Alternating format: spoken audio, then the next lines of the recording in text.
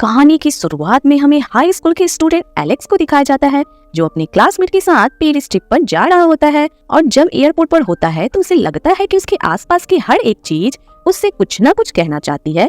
अब वो फ्लाइट पर आ जाता है जहाँ पर एक सिंगर का सॉन्ग चल रहा होता है। हालांकि उसे बहुत सारे अजीब अजीब साइन मिल रहे होते हैं, पर वो इन्हें अवॉइड करके फ्लाइट पर बैठ जाता है। इसके बाद उसके पास दो लड़कियां आई है और उसे सीट एक्सचेंज करने के लिए कहती है।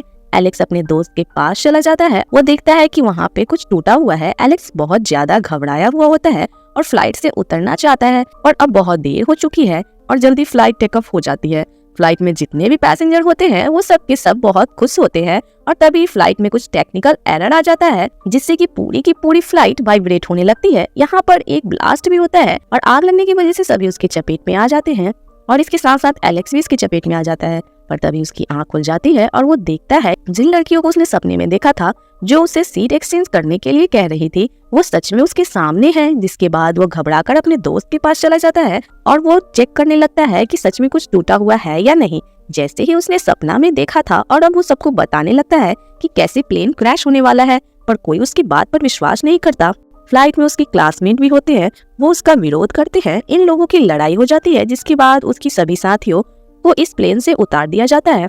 वे सब उससे बहुत नाराज होते हैं और तभी बाहर एक ब्लास्ट होता है। दरअसल प्लेन टेक ऑफ करते ब्लास्ट हो जाता है। ये देखकर भी उसके सभी साथी हैरान हो जाते हैं। और अब यहाँ पर दो डिटेक्टिव उस एलेक्स के ऊपर शक करते हैं, क्योंकि पहले उसने प्रेडिक्शन कर दी थी कि प्लेन टेक ऑफ होते ब्लास्ट हो जाएगा, पर यहाँ पर डिटेक्टिव के पास उसके खिलाफ कोई भी सबूत नहीं होता, इसलिए उसे छोड़ दिया जाता है। और अब कुछ दिनों के बाद दिखाया जाता है कि प्लेन क्रैश में 39 लोगों की मृत्यु हो गई थी। हालांकि उसे ये करते वक्त उसे इस बात का अंदेशा नहीं होता कि क्या होने वाला है। एलेक्स की वजह से उन्होंने मौत को भी चीट कर दिया था, पर जिसकी जब मौत लिखी होती है वो जरूरी होती है।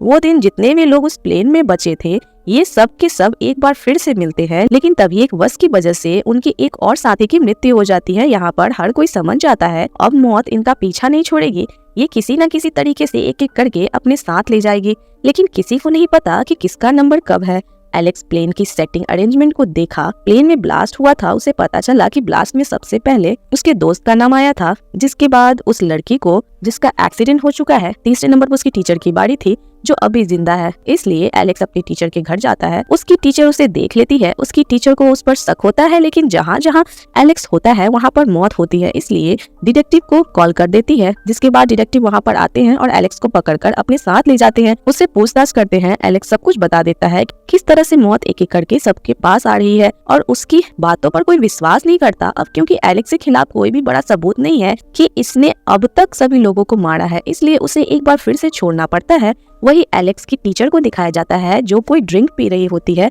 और उसके घर का पानी लीक होता है। पानी कंप्यूटर के ऊपर गिरता है, जिससे कंप्यूटर में ब्लास्ट हो जाता है, जिससे वो बहुत बुरी तरह से जख्मी हो जाती है।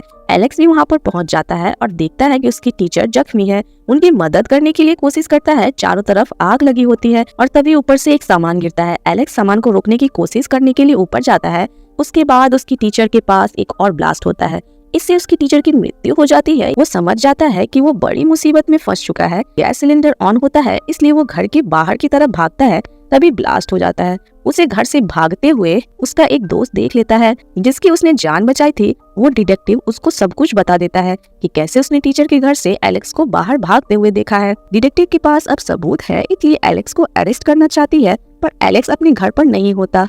क्लियर को पता है कि वो कहाँ है, इसलिए वो अपने उसी दोस्त के साथ उसने एलेक्स के खिलाफ गवाही दी है, उसके साथ वो एलेक्स के पास जाती है। दरअसल ये जानना चाहते हैं कि अब अगली बार किसकी मौत होने वाली है। चारों गाड़ी से जा रहे होते हैं तो क्वार्टर कहता है कि अगर मौत आनी है तो क्यों ना मौत अपनी मर्जी से आए, और वो अपनी गाड़ी को रेलवे ट्रैक पर खड़ा कर देता है। हालांकि तीनों के तीनों भाग जाते हैं, लेकिन वहाँ पे एक रह जाता है। वही दूसरी तरफ से ट्रेन आ रही होती है, जिसकी वजह से वो गाड़ी से निकलना चाहता है, बट अब गाड़ी लॉक हो चुकी है।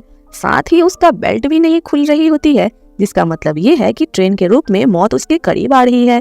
इससे पहले कि ट्रेन से वो कुचलकर मारा जाए, एक बार फिर से एलेक्स उसकी जान बचा लेता है। इसका मतलब ये है कि इन्होंने डेथ को चीट की है। अब क्योंकि डेथ इनके पास आ रही थी, इसलिए डेथ अब दूसरे के पास भी जाएगी, जिसका अगला नंबर है।